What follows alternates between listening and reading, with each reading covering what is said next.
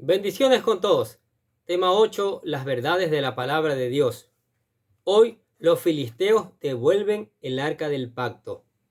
Y utilizamos 1 Samuel capítulo 6, que vamos a ir leyendo los textos a medida que vamos explicando. Pero se recuerdan que en el video anterior que los filisteos se robaron el arca del pacto y se metieron en problemas.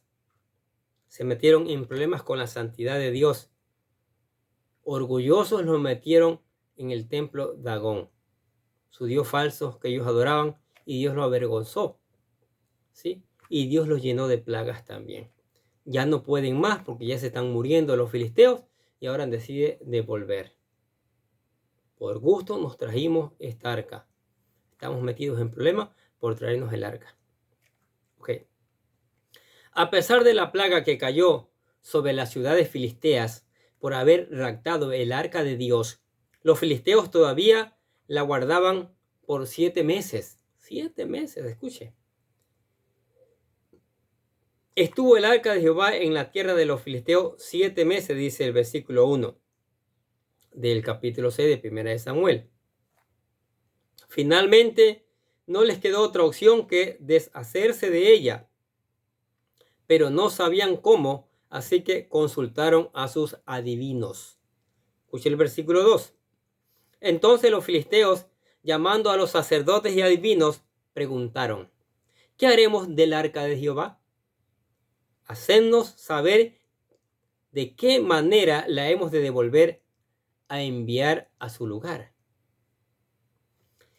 Ellos sabían que no se trataba solo de deshacerse del arca, sino de apagar la ira del Dios de Israel. El consejo de los sacerdotes paganos fue el siguiente. Escuche el versículo del 3 al 5 del capítulo 6 de 1 Samuel. Ellos dijeron: si envías el arca del Dios de Israel, no la enviéis vacía, sino pagarle la expiación. Entonces seréis sanos y conoceréis, porque no se apartó de vosotros su mano. Y ellos dijeron: ¿y qué será la expiación que le pagaremos? Ellos respondieron: conforme al número de los príncipes de los filisteos, 5 tumores de oro y 5 ratones de oro, porque una misma plaga ha afligido a todos vosotros y a vuestros príncipes. Haréis, pues, figuras de vuestros tumores y de vuestros ratones que destruyen la tierra, y daréis gloria al Dios de Israel. Escuche bien. Quizás aliviará su mano de sobre vosotros y de sobre vuestros dioses y sobre vuestra tierra. Mire, tienen que darle gloria al Dios de Israel. Es que sí, hermano, es el único Dios que debe recibir toda la gloria y el honor. No los dioses paganos que ha inventado el ser humano arrogante. Los filisteos reconocieron el poder del Dios de Israel, pero eso no quiere decir que se convirtieron ni se sometieron. Simplemente querían apaciguarlo, calmarlo y dar una compensación por el rapto del arca. Curiosamente, los filisteos reconocieron que el Dios de Israel es el mismo que envió también las plagas en Egipto muchos años atrás. Ellos aprendieron de la historia. Mira lo que dice el versículo 6. ¿Por qué endurecéis vuestro corazón como los egipcios y Faraón endurecieron su corazón? Después de lo que les había tratado así, ¿no los dejaron ir y se fueron?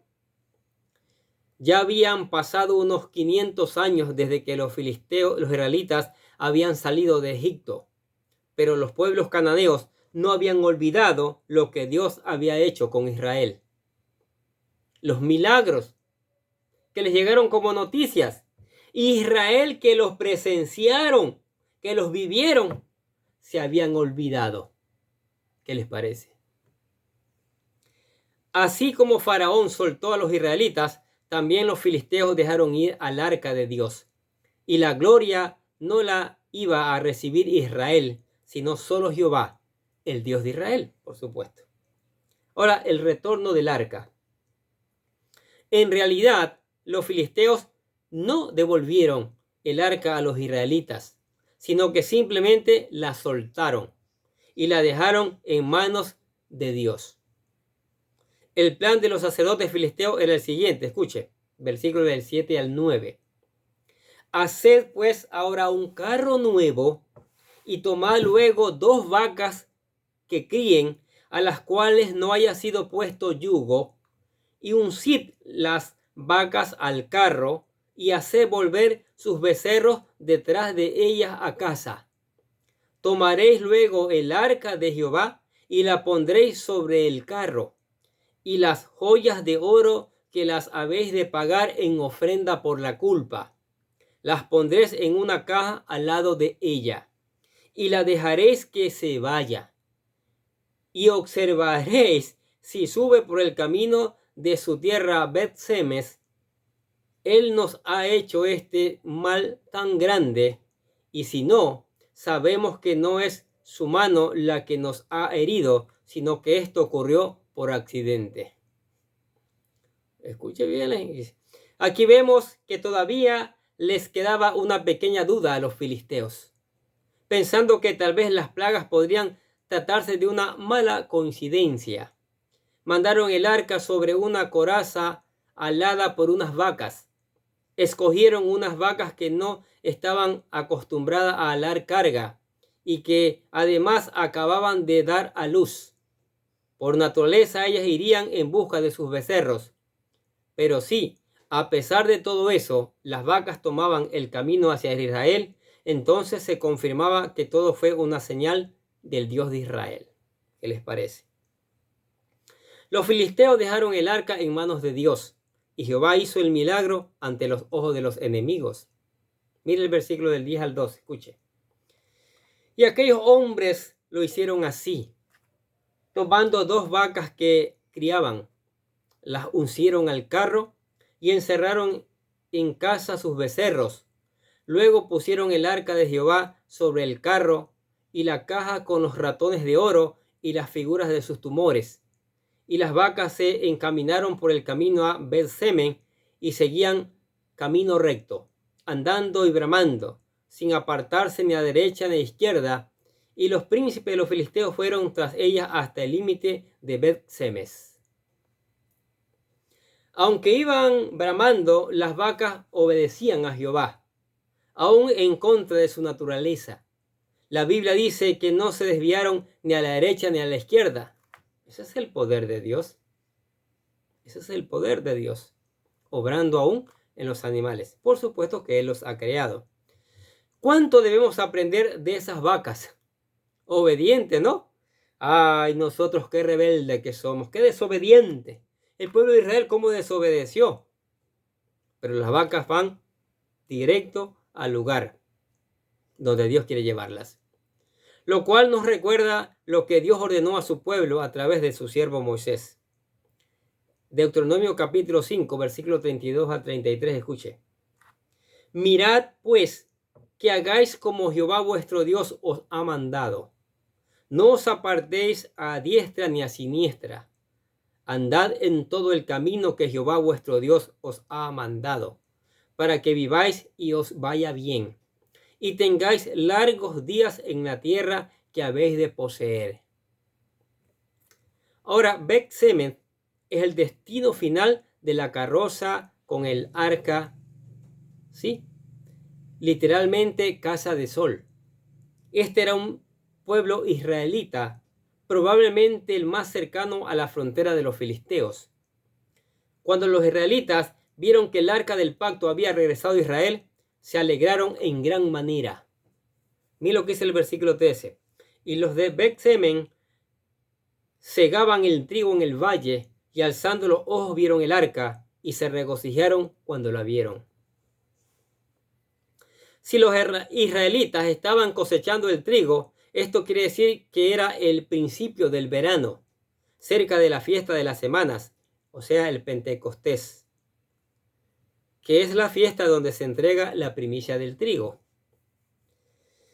Bet-Semes quedaba en la frontera entre el territorio de Judá y de Isaacar, Pero lo más significativo es que era una ciudad levita, ¿sí? El lugar preciso donde la carroza con el arca descansó fue cerca de una roca, en el terreno de un hombre llamado Josué. Por su entrenamiento como levita, él sabía lo que debía hacer. Lo primero que hizo fue ofrecer sacrificio a Dios como preparación para mover el arca. ¿Qué les parece? Dios no deja cabos sueltos. Dios hace todo maravilloso, en orden, en disciplina. Versículos 14 y 15, escuche. Y el carro vino al campo de Josué de Bet-Semes y paró allí donde había una gran piedra. Y ellos cortaron la madera del carro y ofrecieron las vacas en el holocausto a Jehová. Y los levitas bajaron el arca de Jehová y la caja que estaba junto a ella, en la cual estaban las joyas de oro, y las pusieron sobre aquella gran piedra. Y los hombres de Bet-Semen sacrificaron holocausto y dedicaron sacrificios a Jehová en aquel día. ¿Qué les parece? Hasta este punto, los líderes de los filisteos siguieron de lejos el arca, al asegurarse que estaban en manos de los israelitas, y nadie se la había robado en el camino. Ya se desentendieron. Miren lo que dice el versículo 16. Cuando vieron esto, los 5 príncipes de los filisteos volvieron a Ecrón el mismo día. Ahora, algunos comentaristas calculan que el pago de los filisteos fue millonario, pues se hizo con oro puro, y lo hicieron en forma representativa de las plagas que les sobrevivieron, y también en números que representaban al pueblo filisteo. Miren lo que dice el versículo 17 y 18. Estos fueron los tumores de oro que pagaron los filisteos en expiación a Jehová. Por Asdod 1, por Gaza 1, por Ascalón 1, por Gad 1, por Ecrón 1. Y los ratones de oro fueron conforme al número de todas las ciudades de los filisteos pertenecientes a las 5 príncipes. Así las ciudades fortificadas como las aldeas sin muro. La gran piedra sobre la cual pusieron el arca de Jehová está en el campo de Josué de Bet-Semen hasta hoy. ¿Qué les pareció? Ahora, la plaga en Bet-Semen. No ha terminado el asunto todavía. Aunque los levitas de Bet-Semen trataron el arca con cuidado, el pueblo en general se dejó llevar por la curiosidad más que por la prudencia y faltaron el respeto al arca de Dios. ¡Wow! Miren lo que dice el versículo 19. Entonces Dios hizo morir a los hombres de Bet-Semen porque habían mirado dentro del arca de Jehová. Habían mirado. Hizo morir del pueblo a 50.070 hombres. Y lloró el pueblo porque Jehová lo había herido con gran mortandad. ¡Wow! Mire, la curiosidad mató al gato, dice un refrán. Solo el sumo sacerdote podía entrar en el lugar santísimo a ofrecer los sacrificios una vez al año. Y todo esto se atrevieron a asomar lo que había dentro del arca y pagaron el precio. El castigo no fue solo para los filisteos por raptar el arca, sino también para los israelitas por mirar dentro del arca. Los habitantes no reaccionaron bien a la disciplina de Dios. En lugar de reconocer su error y aprender de ello, más bien optaron por alejarse. Mira lo que dice el versículo 20 y 21. Y dijeron los de Bet-Semen: ¿quién podrá estar delante de Jehová, el Dios santo? ¿A quién subirá desde nosotros? Y enviaron mensajeros a los habitantes de Kiriath Jearim, diciendo: los filisteos han devuelto el arca de Jehová, descended, pues, y llevadlas a vosotros. El arca de Dios fue enviada a otro pueblo cercano, Kiriath Jearim, en el territorio de la tribu de Judá. Ellos sí la recibieron bien. Una familia abrió sus puertas para recibirla, y no solo eso, sino que dedicó a un hijo para que la guardara. ¿Vio? Saltamos al capítulo 7, el versículo 1 y 2, mire lo que dice.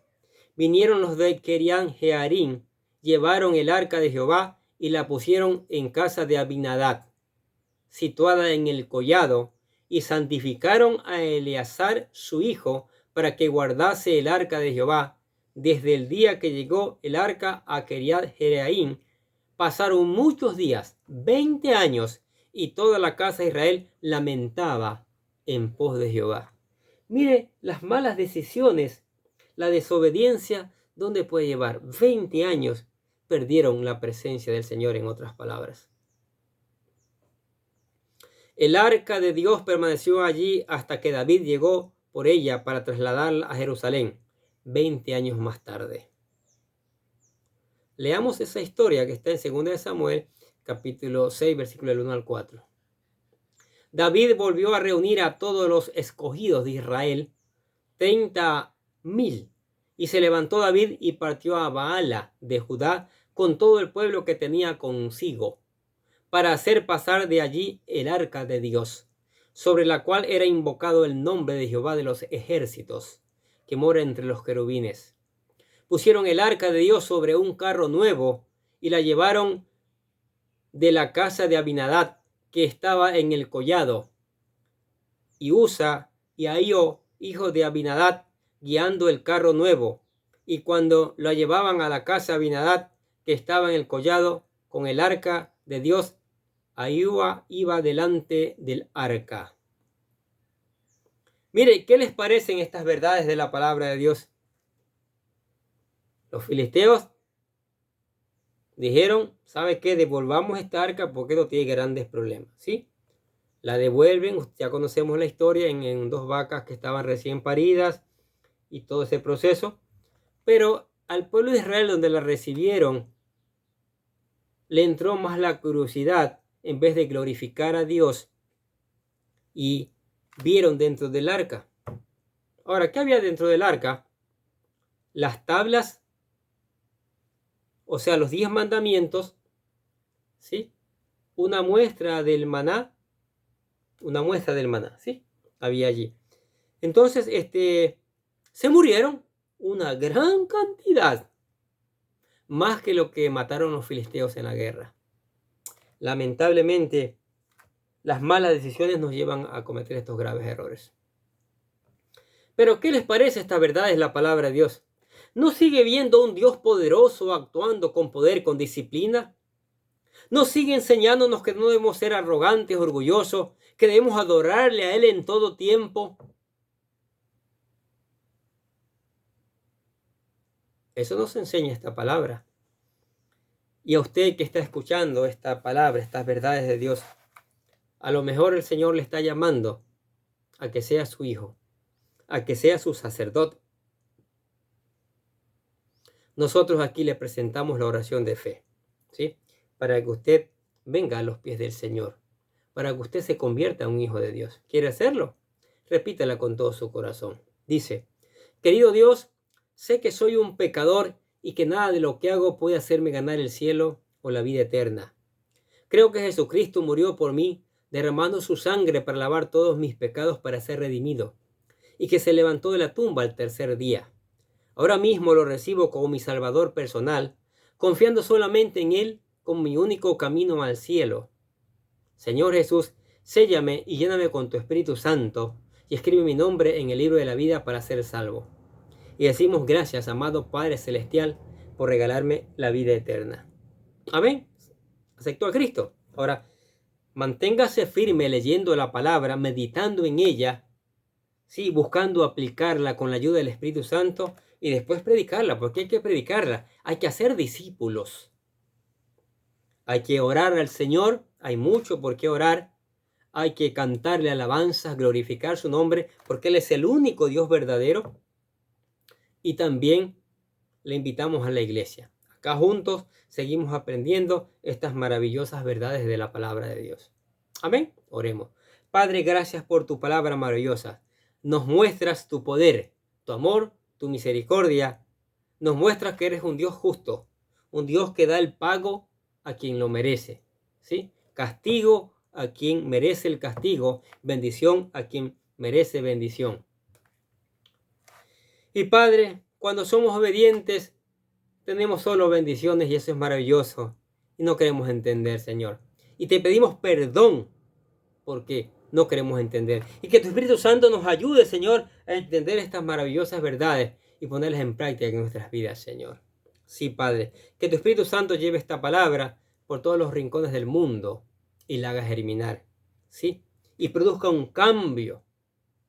Que las personas vengan y te adoren como el único y verdadero Dios, Jehová de los ejércitos. Te damos la gloria y la honra en el nombre de nuestro Señor Jesucristo. Y decimos amén. Y los bendecimos a ustedes que escuchan la palabra de Dios cada día. Gracias por escuchar la palabra de Dios. No se quede con escucharla. Busque ponerla en práctica y después reenvíela a otros para que también conozcan estas maravillosas verdades. ¿Sí? Nosotros desde acá les deseamos que tengan un día, pero lleno de bendiciones.